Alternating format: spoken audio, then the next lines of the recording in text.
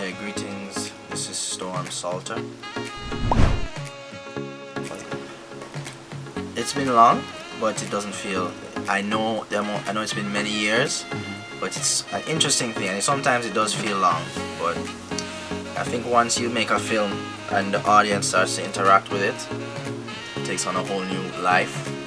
That's like the major. There's many stages to making a film, but that moment when the audience sees it, and then which audiences see it, and then ultimately that my countrymen and women are watching it. Now it's like that's kind of it's a major moment. You know what I mean? A lot of my life growing up in Jamaica is in this film.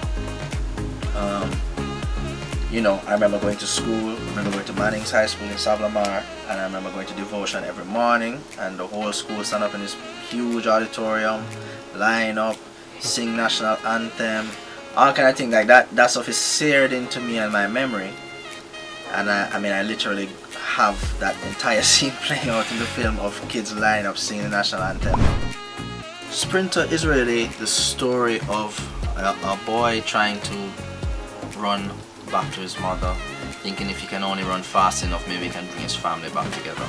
It's a story of a boy whose mother leaves to go to the US to work. She's supposed to come back when her visa expires in 2 years, and it's 10 years later. He's now 17. She hasn't come back. They communicate through Skype, and maybe if he can run fast enough and make the national team, maybe he'll get a chance to see her again.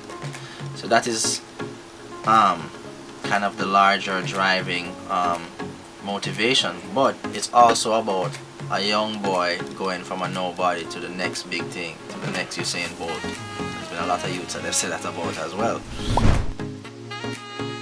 What I really wanted to do was to tell a story that had a realistic kind of feeling, as in what are we as people thinking, what's in the periphery of our life.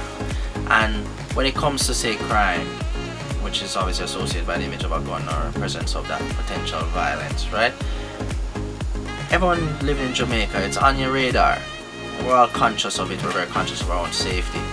But it's not like we're all living in some kind of a war zone, you know what I mean? It's just that it's in the periphery of our lives, for the most part. And I wanted to show that that element is present, but it is not always a driving element, and our stories don't only have to exist in that space and in relation to who can do what violence to who as the main motivator for our characters.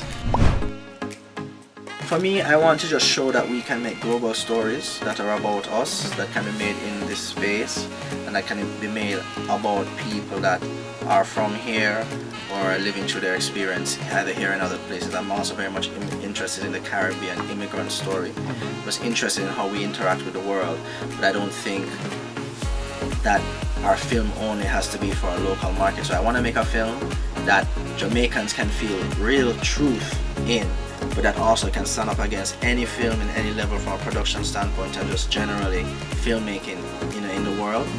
I want to make a film that's global, but that resonates as truthfully to Jamaicans as it would to anyone. I think it doesn't have to be one or the other. Even though the reactions are in different places different, it's overwhelmingly positive. We have never had a negative screen where people are like, no man, this stuff, you know what I mean? And for the most part, people have been really moved, and I think surprised in sometimes. And I also feel on another level, I am trying to kind of expand the Jamaican story, expand how we are viewed as people and who people think we are.